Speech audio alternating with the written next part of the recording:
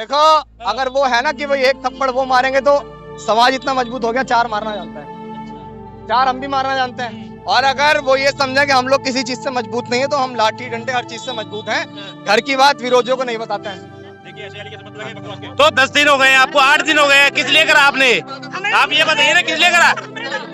अरे रुको ना, अरे नहीं ऐसे नहीं होता ना, ऐसे नहीं होता। 8 दिन से वो है ही नहीं यहाँ पे, उनके घर वालों को पकड़ो। विमल जी हो, मैं विमल जी के सामने फेस करने को तैयार हूँ।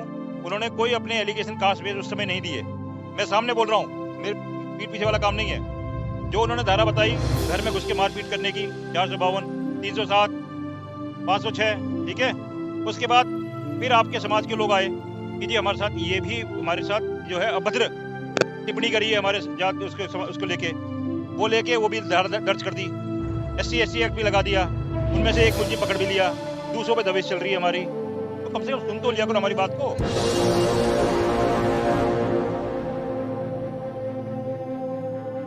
क्योंकि हमारे परिवार को निहत्तों पर उन्होंने वार किया, लेकिन अब उनकी हिम्मत नहीं, वो करते। अब हम जा तो रहे हैं, अगर उनकी हिम्मत है तो अब आ जाए, अब लगाते हैं हाथ। और हम तो यहाँ दिल्ली पुलिस के अधिकारियों को ये बता दें कि वो यहाँ पे, भाई आप लोग तो बहुजनों का नारा देते हैं, ये तो गुर्जर समाज से बहुजन है ना। ये भी देखो, हमने हमेशा से कहा कि आरोपी होता है, उसकी कोई जाति नहीं होती।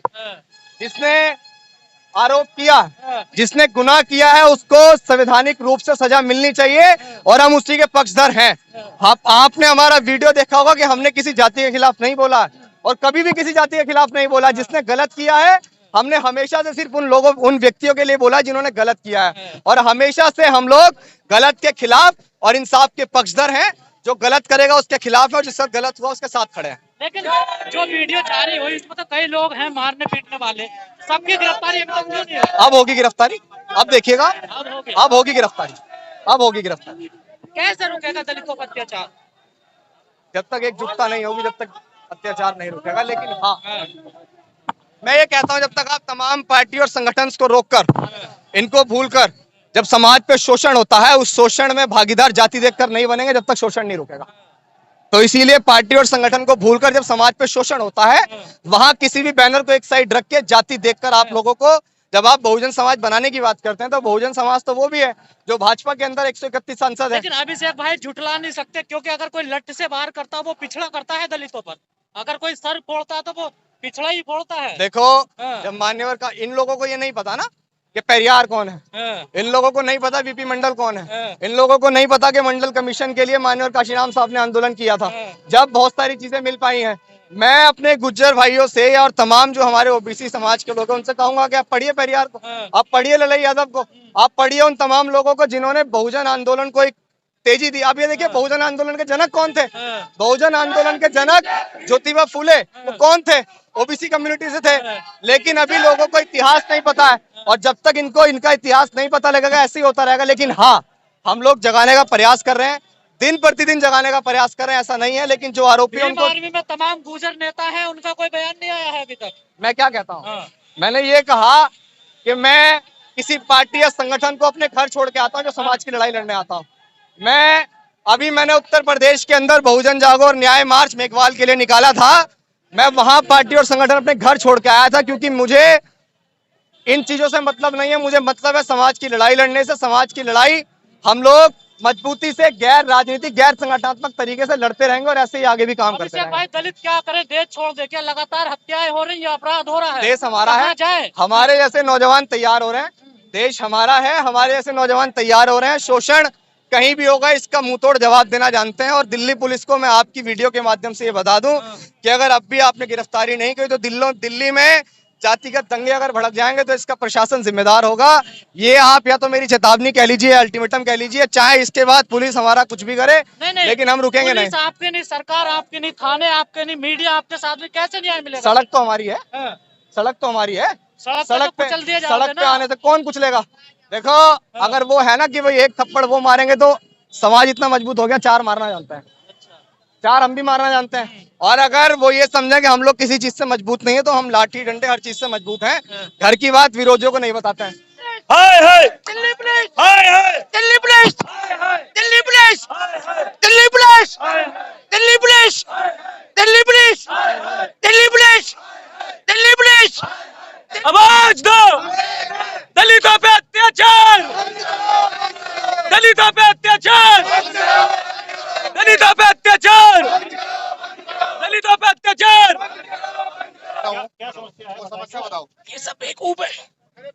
नहीं, आप जो ये सभी समझदार है नहीं, हाँ लीडरशिप ये पूरा समाज है, ये पूरा समाज है और हम अपनी बात लेकर आए।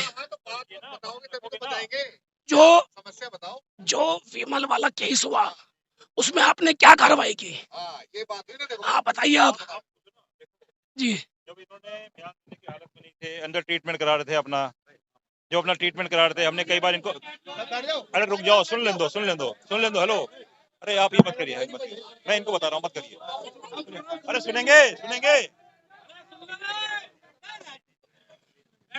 हाँ जी, जब ये बयान देने की कंडीशन में नहीं थे, अपना ट्रीटमेंट करा रहे थे, ठीक है, तभी हमने अपने शो मोटो केस दर्ज कर दिया वीडियो देखते ही।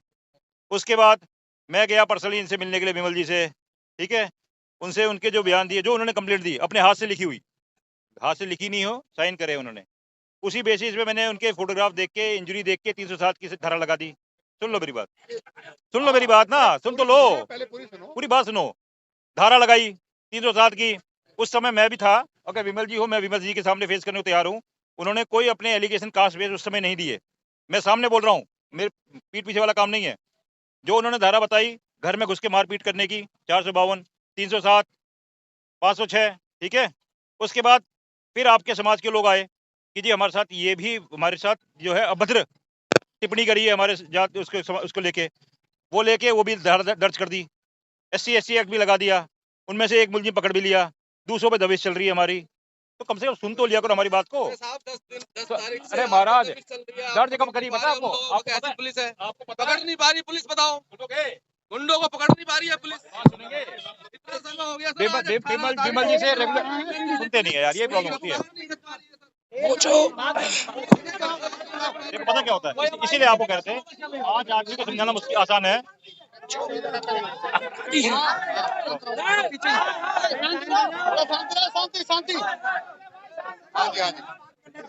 अपराधी है, हमें पता लगा कि वो अस्पताल में, अपराधी, हाँ बताओ, मैं भेजता हूँ टीम। ये तो आपके एलआईयू के लोग बता रहे हैं, नहीं है, आपके एलआईयू के लोग बता रहे हैं, नहीं है, और आज 10 दिन हो गए 307 जी, आज 18 तारीख है, 8 दिन हो, सुन लो मेरी बात, पूरी बात सुन लो यार। पहले तो आपने टोन सही करी है, इस लिहाज से बात मत करिए आप, जैसा आप कह रहे हैं चुप रहिए, वो आपसे उम्र में सीनियर है, आप तमीज से बात मत करिए, आप बात मत तमीज से बात करें, आप सुन लीजिए, बोल रहा हूँ मैं, आप ये बताइए सुन लीजिए, जो उसमें 307 लगी, जो उसमें 307 लगी, उसमें कितने दिन में गिरफ्तारी होती है आप बताइए, कितने दिन में गिरफ्तारी है उसमें? 307 में गिरफ्तार कर लिया बंदा एक, जो भागे, सुन लिए, जो भागे हुए हैं उनके एनडब्ल्यू लेंगे कल, आज ड्यूटी में बैठ रहा है या नहीं बैठ रहा है, कल साथ ही क्या उसके एनडब्ल्यू मैं लेके आऊंगा, जो भी भागे हुए हैं उन पे दबिश चल रही है, घर उसके दबिश डाली सुनो, एसीपी साहब, हाँ, आपने उस परिवार को सुरक्षा दी, हाँ, कितने तीनों नंबर दे रखे अपने, सुरक्षा दी आपने उसे? कई बार जा रहे हैं आदमी, जाने का मतलब क्या होता है? आप उसके घर बैठाइए वहाँ सिपाही, मेरी बात सुन लीजिए, उनके 2 बच्चे, हमारा आपसे, हमारा आगे हैं, देखिए एक मिनट, आपसे बात नहीं हुई थी सर, एक मेरी बात सुन लीजिए, मेरा मैं बताता हूँ, मैं मौजूद था, देखो, एक वो उसके साथ अभद्र हम करें, अच्छा लगेगा आपको? हमने कहते हैं एक उसका दादा है, अरे यार सुन लो, हाँ, परिवार को कौन होता है और पैसा दे दिया तो ऐसी बता दो, है? देखिए ऐसे एलिगेशन मत लगाइए बकवास के। तो 10 दिन हो गए आपको, 8 दिन हो गए, किस लिए करा आपने? आप ये बताइए ना, किस लिए करा? नहीं, अरे रुको ना, अरे नहीं, ऐसे नहीं होता ना, ऐसे नहीं होता, 8 दिन से वो है ही नहीं यहाँ पे, उनके घर वालों को पकड़ो, आपके उनके घर वालों को पकड़ो, वो यहाँ पे ठीक है ना? ये प्रॉब्लम होती है, पता क्या है, अरे वो युवा है, 5 आदमी सुन लो आराम से, आपने उस परिवार को, एलिगेशन लगा रहे हो आप, उनका दर्द है वो लगाएंगे, मैं आपके दर्द में हूँ, आपने उन्हें सुरक्षा दी, हाँ बिल्कुल, क्या दिया आपने सुरक्षा नाम पे? मेरे पीठ वाले, क्या क्या सुरक्षा दी आपने? एसीपी साहब आप बताइए, उस परिवार को आपने सुरक्षा दी? मिलने काम नहीं होता, उसकी हत्या हो गई, कौन जिम्मेदार होगा? अच्छा एक बात बताओ एसीपी साहब, सुबह मिलने गए आप? एक मिनट, सुबह मिलने गए ना सर आप? सुबह किस लिए मिलने गए आप? क्योंकि जब कॉल हो गई जब आंदोलन की, एक मिनट मैं बताता हूँ, सुनिए मैं बताता हूँ। 10 तारीख की घटना थी। मैं पूरी सर आपकी सबने सुन ली, आपकी सर एक मिनट मेरी तो सुन लो सर, मेरी सुन तो लो आप। जब सर सुनो मेरी बात, आपकी इतने देर सुन ही रहे, एक मिनट मेरी तो सुन लो। जब से आप आए थे ना, आप जब आए थे, आपने अपनी कंप्लेंट दी, उसके बाद हम लगातार उनके घर में जा रहे हैं। उनके बेटे कुछ नहीं हो रहा, उनके बेटे कह रहे थे हमारा इलाज चल रहा है हमारे पापा का, और पापा का इलाज चलने के बाद हम आए। एक मिनट, अब मैं बता, आज गए हैं। परिवार ने ये भी कहा है, सीधा आपके आईओ पे एलिगेशन लगाया है कि वो हमसे आके ये बोल रहा है कि तुम्हें कल को अगला अब हटा, अब आपको बना, तो मैं यही तो बता रहा ना। सुनो अच्छा मेरी बात सुनो, अगर सुनो सर, अगर किसी एक मिनट अगर किसी एक मिनट सुनो सर, मैं एसीपी साहब ये पूछ रहा आपको कि अगर एक मिनट सर, संजय जी सुनो, अगर यहाँ के किसी मंत्री के बेटे के साथ ये पिटाई हुई होती, या यहाँ पे जो वर्तमान में सरकार है उसके किसी मंत्री के बेटे के साथ इस तरह की पिटाई हुई होती, तो क्या 24 घंटे के अंदर कार्रवाई नहीं होती? कार्रवाई कर दी, जो एफआईआर दर्ज करनी थी, और एक व्यक्ति को पकड़ने से कार्रवाई होती है क्या सर? जो आप घर देखो उनका किसको कोई घर पे, किसको? आप घर जाओ, अब आप भगा दोगे, हमें क्या पता? अब आप भगा दोगे, हमें क्या फायदा भाई? आप सर सुनो मेरी बात, वो परिवार सुनो, एक मिनट सर, वो परिवार मैं कह रहा हूँ इसके लेने का मैं ले रहा हूँ कल अरेस्टिंग कब तक क्यों? अरेस्टिंग मैं तो चाह रहा हूँ आज ही हो जाए रात को। सर एक मिनट सुनो, पुलिस चाहे तो 24 घंटे में अरेस्ट कर ले। 24 घंटे का तो होता है। अच्छा सुनो, एक आरोपी को गिरफ्तार करा था सर, एक मिनट सुनो सर, सुनो तो, एक आरोपी को आपने गिरफ्तार करा। मैंने सर से फोन करके ये बोला था, मैंने कहा सर अगर आपने एक आरोपी को गिरफ्तार करा ना, पूरे समाज में रोष है, आप अपने ऑफिशियल ट्विटर हैंडल से उसको ट्वीट करवा दीजिए, पूरे समाज का रोष रुक जाएगा। मेरे हाथ में नहीं बोला ट्वीट करना, मैं ऑथराइज नहीं हूँ ट्वीट करने के लिए। तो आपके हाथ ट्वीट क्या डीसीबी करेगी? इस चीज से भागते रहेंगे? नहीं, भागने का नहीं है। पीसी ले लिया उसका, उसके सर, मैं रिश्तेदारों के घर, उसके ट्विटर हैंडल से ट्वीट कर देंगे तो क्या हो जाएगा? इससे समाज को पता लग जाएगा ना आपके एक व्यक्ति को गिरफ्तार किया है। बात को मैं रख रहा हूँ, मैं डीसीपी साहब के नोटिस में डालता हूँ, ट्वीट करने की मैंने जिम्मेदारी लाइट लिबर्टी है। आप इसमें इसकी घटना की जानकारी दीजिए भाई, सबको पता लगेगा। ये बताइए कि जो अस्पताल में है, हमें ये पता है कि उसको डराने धमका रहे हैं, जो पीड़ित है। अरे सुनिए एसीपी साहब, विश्वास नहीं इसलिए नहीं पता आप विश्वास ऐसे थोड़े करें, डराओगे आप उन्हें अस्पताल में सुरक्षा दें और जितना जल्दी हो सके उन्हें गिरफ्तार करें। अगर नहीं होता तो अभी ये सिर्फ करवाऊंगा, अगर नहीं भागेंगे, भागते कहाँ भागेंगे, जमीन छोटी कर दूंगा। हाँ देखो मेरी बात सुन लो, देखो जो लॉ होता है यार, मजबूर हूँ मैं लॉ बनाने वाला मैं नहीं हूँ, मैं लॉ बनाने वाला नहीं हूँ। मैं चाहता हूँ कि आज ही रात जो लोग फरार हैं उन्हें गिरफ्तार करें, और अगर गिरफ्तारी नहीं होती है हम पूरे प्रदेश में आंदोलन करेंगे। छोटा समाज में आप हमें ये बताएं कि कब तक गिरफ्तारी होगी? समाज में होते ना, पहली बारी में गया हूँ रात को ही, क्योंकि जो दबिश डाल रहे हैं कि उसके घर में कहीं रिश्तेदारी में कहीं हो, वो हम उसको कर रहे हैं।